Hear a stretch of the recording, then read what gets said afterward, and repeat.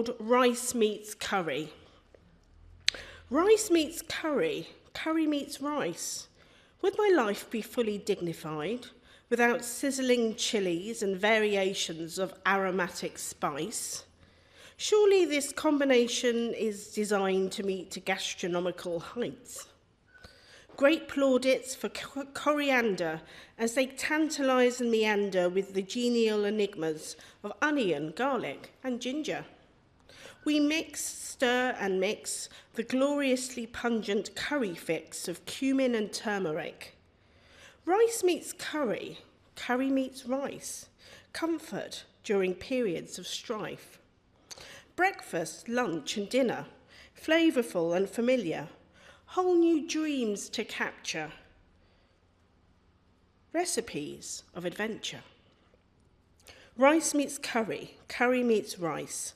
Will 3 small cardamoms suffice? Tomatoes and chickpeas, lentils of all varieties, spinach and paneer, mango chutney to revere. Rice meets curry, curry meets rice, hearty elements to a way of life.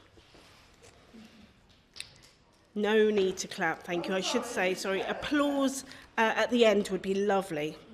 Is that you I see, this is called?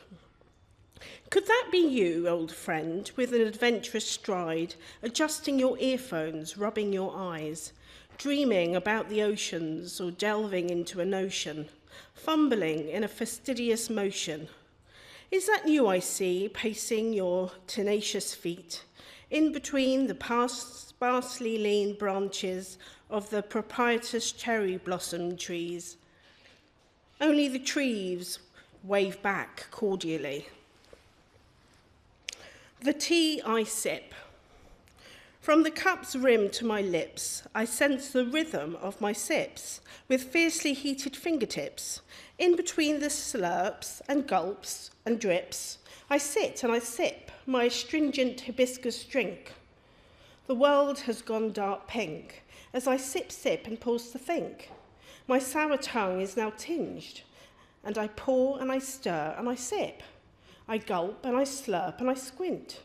Next time I'll opt for mint. The Factory of Agonies.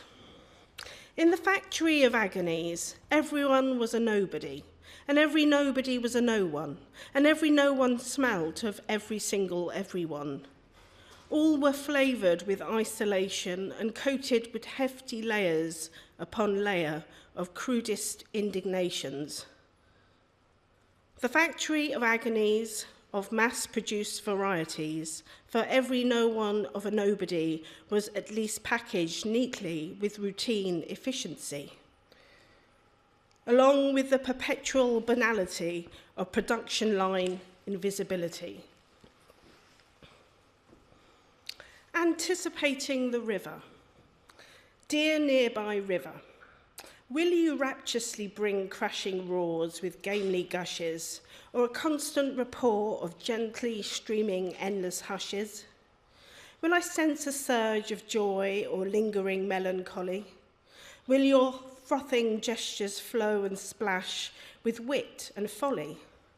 Until you reach your torrents of platinum waves, perhaps I cannot gauge how your current shall wilfully thrust or thrive as you lose yourself in being alive.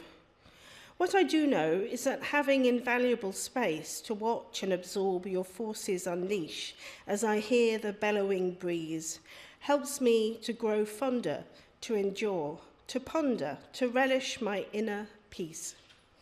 Great thanks are due to you, treasured river, for simply being an unshackled enabler of my soulful thoughts, coaxing them to unravel, to untether.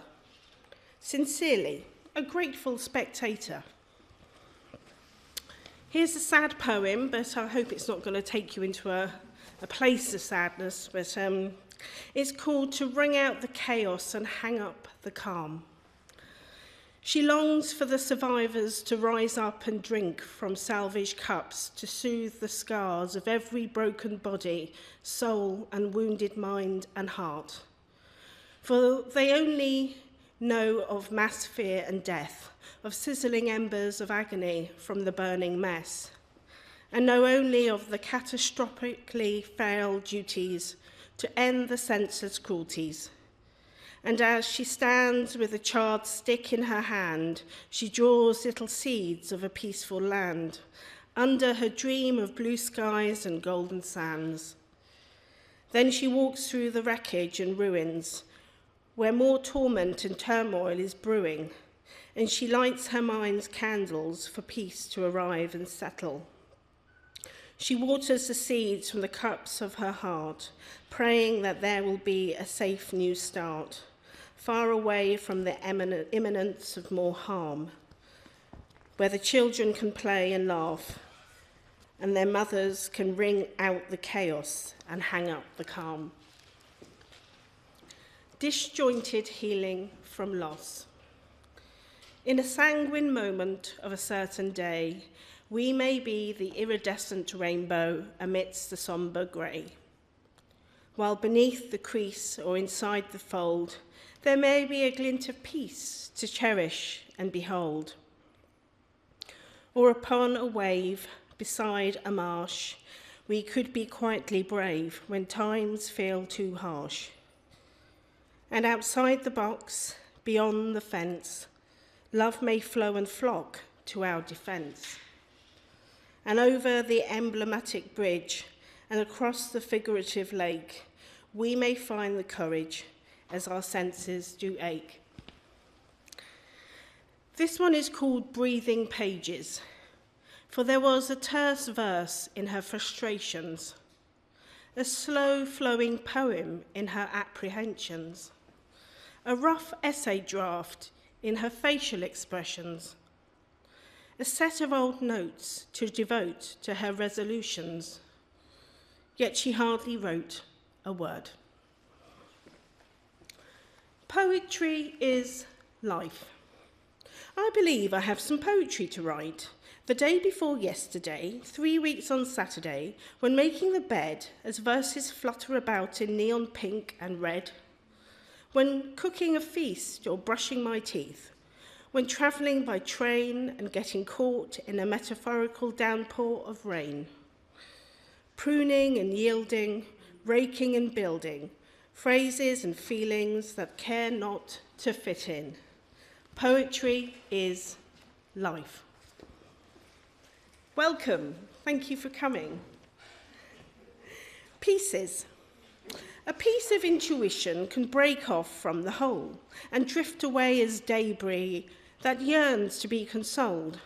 The firm grip of common sense, that gentle quip to make amends, which was sadly neither done or said, amounting to a mass of little pieces of regret, regrets that are bound for redress, with pieces of invincible compassion at best.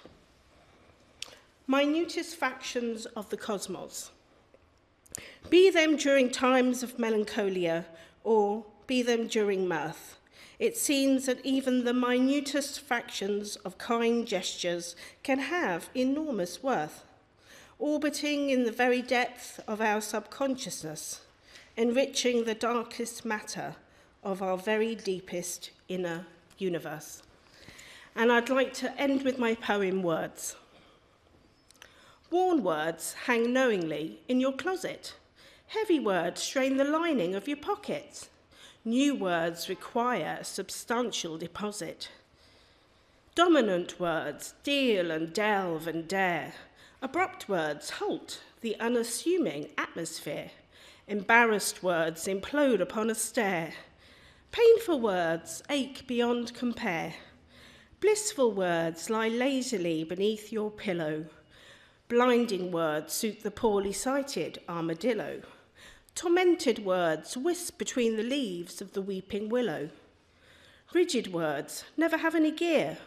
Chatty words evolve in the classroom rear. Wild words roar and hiss and sneer. Creepy words lurk eerily behind the nooks.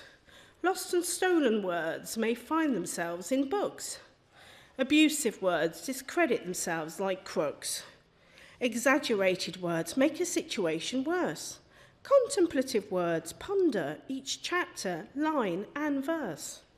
Shy words long desperately to converse. Sharp words cut to the bone. Tender words favour a gentle tone. Ambivalent words converge, diverge, then moan. Stroppy words should be left a blinking lone. Thank you so much.